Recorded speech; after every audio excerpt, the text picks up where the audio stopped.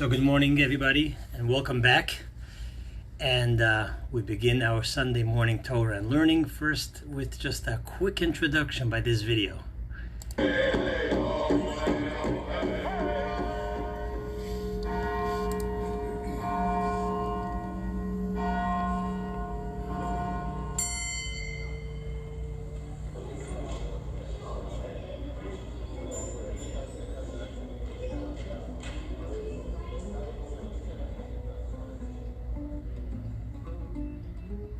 Welcome to Exploring Kabbalah, an introduction to an ancient Jewish mystical tradition.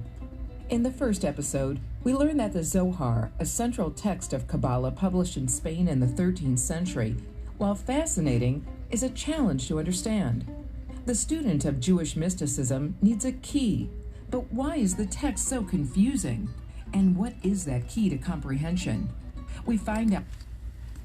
Okay, so now let's continue over here, and welcome back. The last couple of classes we were on the road, but now we're back in our familiar office. I already said the bracha on the coffee, so I'm going to just say it without God's name. Baruch atah Hashem, Elokeinu melech haolam, shehakol nihiya bidvaro. Now, the reason why, where's my notes over here? The reason why I am doing a class today on the key to Kabbalah, part 1, and we'll see how it goes and how many classes we'll do on this. But the reason for that is because today is the Yortzeit. Today is the passing of the Holy Arizal, Rabbi Yitzchak Luria. Rabbi Yitzchak Luria was one of the most known Kabbalists, of course, after the Zohar. He lived in Tzvat. He wasn't born to Tzvat, but he wasn't born in Tzvat, but he lived in Tzvat, and is the most known, what we might say modern, although it's not that modern, Kabbalist, and that's the Arizal, the Holy Arizal, Rabbi Yitzchak Luria. Today is his Yortzeit, and there are many, many stories about the Arizal. Perhaps we will get to one or two, but because in honor of his Yortzeit, we are launching this series, or at least today's class, on the key to Kabbalah. I also want to give credit to Rabbi Nissen Dubov, Rabbi Nissen David Dubov, because the class is very much based on his lectures and on his book called The Key to Kabbalah, and I'm taking a lot of the information from there and other places and giving it a little bit of sort of my own flavor. So so that's by way of introduction. The other reason why I'm giving this class is because we are in what is known the 9 days. In Jewish history, we are now in the 9 days. Now, what does that mean, we're in the 9 days? So for those who are a little more beginners, we celebrated Rosh Chodesh Av. This Hebrew month is called the month of Av, and we celebrated Rosh Chodesh Av last Thursday it was. Today is the 5th day of Av, and the month of Av, the Talmud tells us, Mishenichnas Av mema'atin besimcha. Once the month of Av enters, we reduce in joy. Why is this month a month that we reduce in joy? And as already mentioned last week, because on the 9th day of this month, which comes out to be this Wednesday night, Thursday, it is considered the saddest day in Jewish history, and that is the day that both temples of Jerusalem, about 500 years apart, but the two temples which were the glory of the Jewish people, and the center, and the spiritual center, and the place where God rested and revealed himself in an open way, were both destroyed on this day, on the 9th of Av. And therefore it has become the tradition, and more than just tradition, it's the laws already mentioned in the Talmud, that for these 9 days, or at least the week that Tisha B'Av comes out or falls out in, we have laws of mourning. It's almost like a national Shiva, national Jewish Shiva. We don't drink wine, we don't eat meat, we don't buy new clothing, we don't take haircuts, we don't listen to live music, etc., etc. So this is all part of the period of the 9 days, and it's a reminder. It's a reminder to all of us, and not just a reminder, but we bring it into action, that during this time, it reminds us of the tsaros of the diaspora. Unfortunately, often we don't need a reminder, but it reminds us of where we are truly meant to be, and what we have lost during the destruction of the two temples. So this is by way of introduction, but I also, just to reconnect to why we're teaching about the key to Kabbalah, because the Zohar, the famous Zohar, which is considered the Bible of Kabbalah, written by the famous Rab Shimon Bar Yochai, who is buried in Miron, he wrote that by learning my book, or by learning the teachings of Kabbalah, the Jews will be redeemed from their exile, and what the prophets have promised, where there will be no war between. My apologies for that interruption. Where the prophets have promised that there will be no war amongst the nations, and hold on a second. Someone is trying to text me, but I cannot take the call, so let me respond. Someone's trying to call me.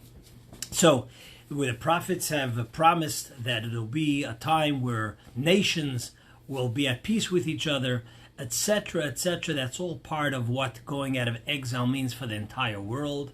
It's part of Jewish belief, one of the 13 principles of faith. So the Rashbi, Rab Shimon Bar Yochai, says that it is with the teachings and learning of Kabbalah that we will merit the redemption and the fulfillment of all those prophecies. Okay. So that's all an introduction. And so let's get straight to it. The first question, and most basic question, is what does the word Kabbalah mean? Now in Hebrew, for those who know Hebrew, the word Kabbalah means receiving. Kabbalah, lekabel means to receive. What does this mean? It means that the teachings of the Kabbalah, Jewish mysticism, is not some philosophy that was made up by man, by great men, but it was actually passed down. It was received. Just like we use the term Kabbalat HaTorah, that we received the Torah, the Kabbalah is part of the Torah, as I will elaborate in a moment. And it was passed down already at Mount Sinai from Moses, and then from generation to generation. In fact, we already find the Kabbalah associated with Adam, and we will talk about the history of Kabbalah in due time. So, as a general introduction, Kabbalah is not just another suggestion, spiritual ideas, a self-help book. It might be all that, but Kabbalah is actually something that was received from God to us, and therefore it is part of Torah. It is what is referred to in the Zohar. There is what's called Gufa D'Oraisa, and there is Nishmata D'Oraita. Gufa D'Oraita means the body of Torah, and then there's the soul of Torah. Like everything in this world, and as expanded in Kabbalah, there is a body and a soul. The body of Torah is the Talmud, for the most part, the meat and potatoes of Torah. How to do the mitzvahs, the laws, how to keep Shabbat, how to keep kosher, the laws of marriage. That's all more the body of Torah. And then there's Nishmata D'Oraisa, which is the soul of Torah. And that is what Kabbalah is. And Kabbalah talks about sort of the anatomy of God or godliness, the different energies of how the world was created, the makeup of the soul, the purpose of the soul's descent here into this world, the inner meaning of mitzvahs, the inner dimension, the soul meaning of mitzvahs, which these are general introductions of it, which will be elaborated. So you get an idea of what Kabbalah is in this introduction. And again, I always encourage you, welcome to ask questions. You're welcome to send me questions. I'll try to read it as I see some of your comments. Okay. I want to do this a little bit more also as a question and answer. So a question that is very commonly asked. And I want to step back to underscore, and by way of introduction to this next question. People often make the mistake and think that Kabbalah is something that is only for those who are seeking spirituality. For people who are maybe into voodoo and superstition, that's who Kabbalah is for. I remember a lecturer that came and taught Kabbalah, and I observed that when people go to our Kabbalah class and they come out and they don't understand what they were being taught, they actually, their responses when asked, "Did you understand?" "Oh, the class was great." "Did you understand?" "No." "So what was great about it?" "Well, it was so spiritual, it was so mystical." As opposed to just a regular lecture, if you don't understand, you say, "Well, the speaker, he just wasn't good. I didn't understand what he was talking about." So with Kabbalah and spirituality, we have this tendency to expect it to be something that's beyond us. And if we don't understand it, that means that we've just had this major spiritual experience, mystical experience. So that leads to the question that's often asked: is Kabbalah something that everyone needs to study? Or is it only for mystics, for, as I mentioned before, people who are very spiritual? And the answer is, the Arizal said that, the Arizal, again, as mentioned before, whose yahrzeit is today, the Arizal said that today, meaning from his time on, it became a mitzvah for every single person to study Kabbalah. And when I say Kabbalah, I want to make this also clear. That there is a bit of a distinction between Kabbalah and Hasidic teachings, and sometimes they're lumped together.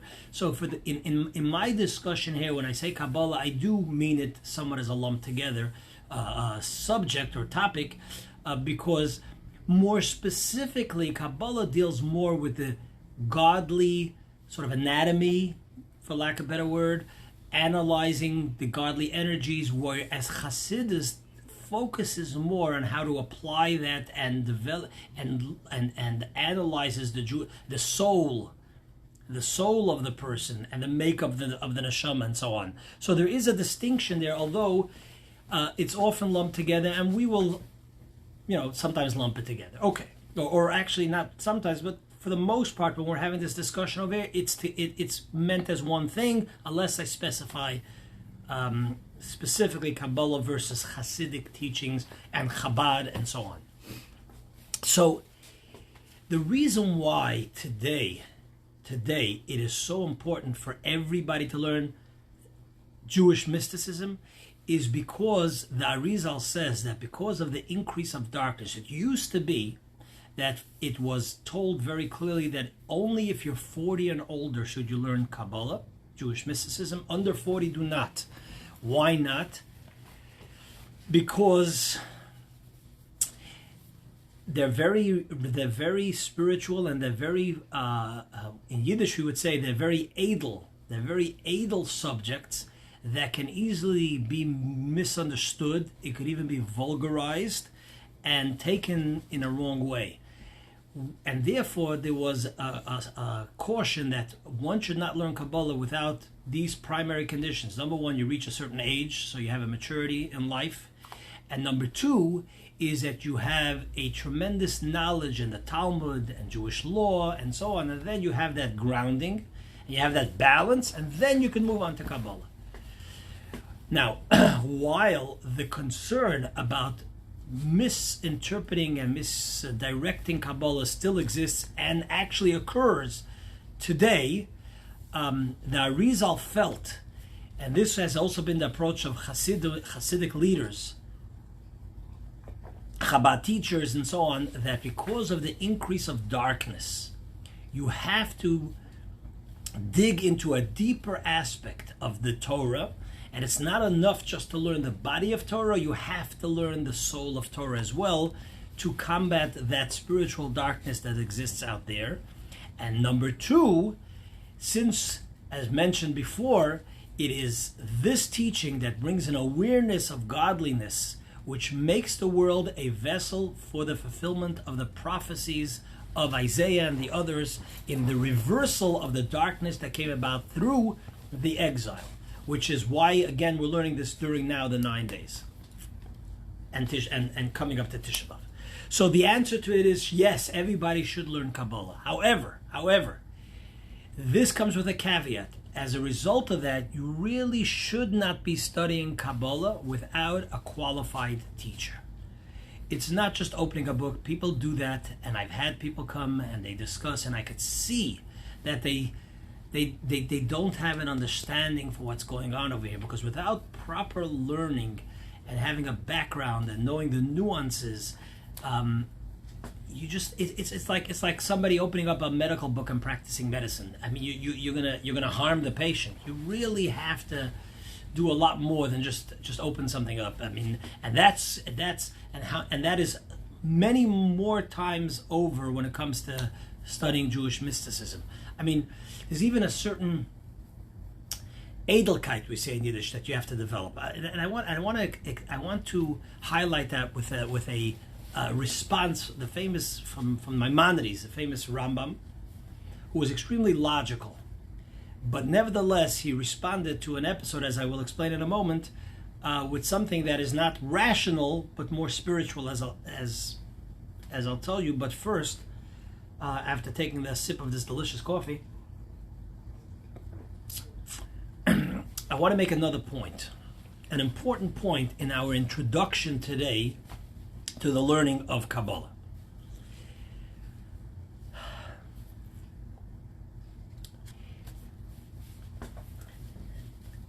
Judaism's approach to Kabbalah and Jewish mysticism is that it's not a standalone aspect of Judaism. And I say that because there are many who have commercialized and made Kabbalah somewhat trivial and in a very critical way, critical in the negative. They have sort of almost divorced it from the rest of Judaism. You know, there is Madonna studying Kabbalah. Kabbalah is part of Judaism. It's part of putting on tefillin. It's part of eating kosher. It's part of learning Torah. It's not a religion unto itself. It's not like this, study Kabbalah so that I can heal you. True Mikubalim, true Kabbalists are ones who are extremely pious, ones who are learned in all of Torah, who are spiritual, holy, in the sense that they were totally dedicated to the teachings, all the teachings of Torah, and because of their spiritual tremendous power of the soul, they were able to do certain things which is called Kabbalah Ma'asit, which we'll talk about. But to take Kabbalah and separate it almost, and just have it as something that is applied for those who are searching some mysticism, like as a replacement of Eastern Himalayan meditation or whatever it might be, that's not what true Kabbalah is. True Kabbalah is the soul of Torah. It goes part and parcel. One is with the other, and therefore, to truly appreciate and understand Kabbalah, it has to come with living like a Jew. In other words, I want to highlight this with the following story, as I said, about the Rambam. The Rambam, Maimonides, many hospitals named after Maimonides. He was one of the greatest Jewish scholars, definitely in the top 5. Although who am I or who are we to rate? There was many top 5 Jewish scholars. But regardless, the Rambam stands out. And the Rambam was known. He wrote the Guide for the Perplexed, and he was known for his rational thinking. The Rambam lived in a time, like much of Jewish history, which was a very tumultuous time. And there was, at that time, there was some real challenges, persecution from the Muslim world that the Rambam lived in during that period. And he would receive questions. There was what was called Gezeirat Hashmad. There were decrees forcing Jews to convert. And he would receive questions from various communities and individuals, questions of faith, questions that bothered people, or that people were challenged, and they would turn to the Rambam to receive answers.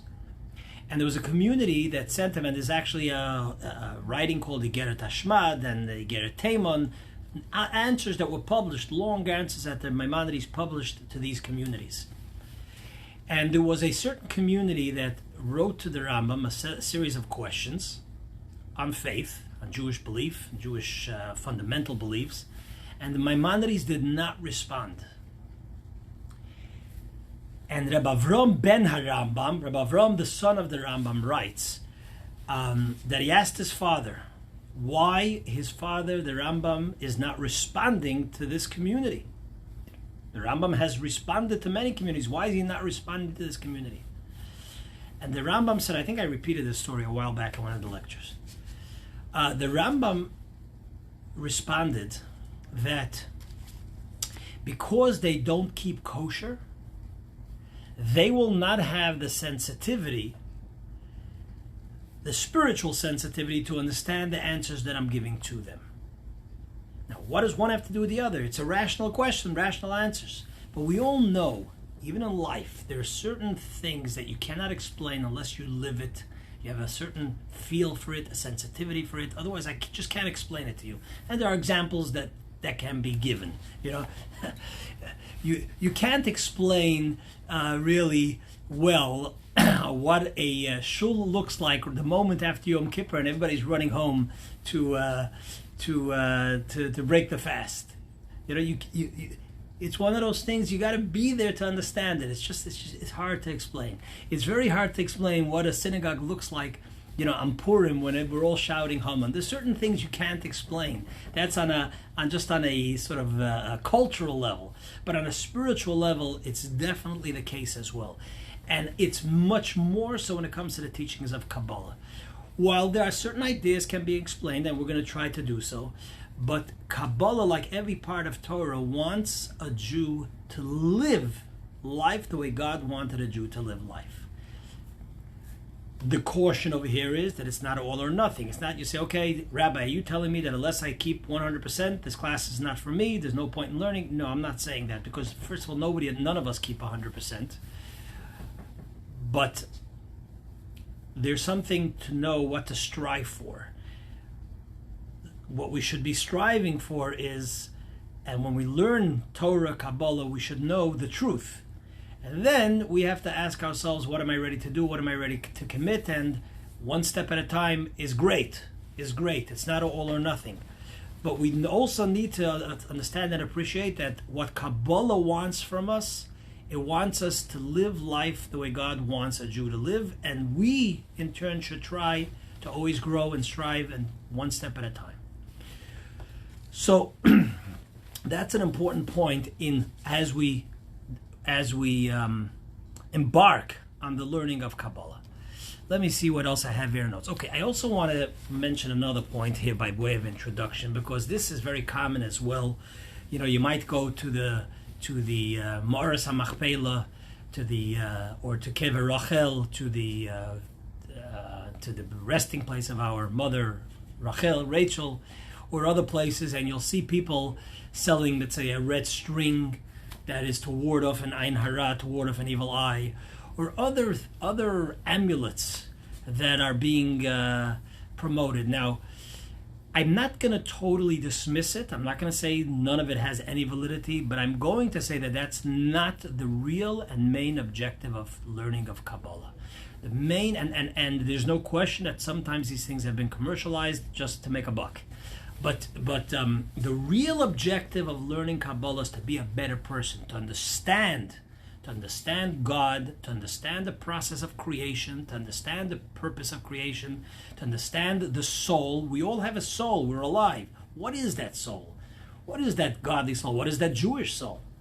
What is it all about? What is, when God says already to Adam, Nasa Odem B'Tzalmeinu, let us make man in our image. What does that mean, to make man in God's image? Does God have an image? Maimonides says in great detail that God has no image. God is infinite. Anything that has an image has a finite beginning and end. God is infinite. So this is the objective of studying Kabbalah, to understand the deeper insight or the deeper mystical level of all these concepts as we will further explore, and to see how it makes us a better person, and how it makes us a more spiritual person, and a person that will fulfill our purpose. Because Kabbalah is here. Why is it? I just want to finish off with one thought over here, and then we'll talk about Tisha B'Av for a moment. Why is it? It's an important point, and the Rebbe discusses this in a letter. Why is it that the Arizal says, and the Zohar says, that it's the study of this teachings that will take us out of exile? Because exile means a state of unhealthiness, a spiritual unhealthiness, and as a result, there is strife. Because all of that comes from, let me simplify it as it is taught in Kabbalah. Everything has a body and soul. When body and soul are in harmony, things are work out. Things work out. When a person has a let's talk about mental illness, right? When there is mental illness, it affects your physical body. When there is mental illness in society, it affects the body, sort of the functioning of that society. When there's mental illness in this country, as there is right now, what I mean by mental illness, I mean to say, not that everybody is retarded, that's not what I mean. I'm saying when there's a lot of ideas and thoughts that are unhealthy, that are not, there's hate, there's strife, there is unsettlement, there's jealousy, there is non-contentment, there is not understanding what your purpose is. That affects the body, that affects the functioning, that affects the healthy being. But it all starts within yourself. And Kabbalah is here to say the soul will never be at peace if the body is not in harmony with the soul.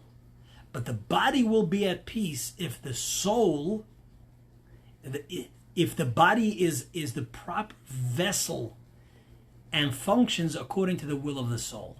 So therefore we have to know what is our soul. We have to know what's the purpose of our soul. We have to know what is it that our soul seeks and wants. And when we come to that realization, we will be at peace with ourselves, and as a result, we'll be in a much more healthier state individually, and from there, it carries on to the rest of society. I hope that's not too complicated, but these are the ideas that we're going to explore as we develop this class. And I just want to end off that Wednesday night, since it's all about practicing Judaism. Wednesdays that night is the most severe fast of our Torah, of our tradition, outside of Yom Kippur, because it's such a sad day. The fast is the longest fast. Again, it's like a Yom Kippur fast, unlike other fasts which start at daybreak. This fast begins at sundown Wednesday night. It's a serious fast. I suggest that you click on the links on our website, coralspringschabad.org, to find out more about Tisha B'Av. It's a day that we don't eat, of course. We don't drink until dark on Thursday night. We don't wear leather. We don't listen to music. There's special prayers that we add. It's a serious day. It's a day of reflection, and it's a day for prayer. But as the prophet says, that these days when the redemption will occur, these days will be turned over to days of holidays. They will be transformed into days of holidays, days of joy. May it be so speedily in our day. Please share this class with others so we share words of Torah. Thank you for joining us. Thank you for watching. And I want to also mention that we are this week, God willing, expanding our distribution of food to not only pickup but to delivery for those who are seniors or truly frail and cannot get out of the home. You're welcome to send us that information so that we could bring the most basic necessities, which is food, to those who are in need. And if you want to volunteer, that would be fantastic. I don't know if I've said this in the past, but it's just amazing to see how many youngsters are showing up to help and volunteer. It's just absolutely beautiful. Everybody have a fantastic week. I have the mic. It's hard to put down the mic. I want to try to start. It's just that during the week the schedule has been so hectic, but I want to try to start once a week, maybe either Tuesday night or Wednesday night, in addition to the classes that I give, to maybe do like a live watch party to select. There's so many wonderful classes that are being given out there, to select once a week like a watch party of a special class that is out there. So I want to try to do that most likely on Tuesday nights. So stay tuned to that. Everybody have a fantastic day. Sei gesund.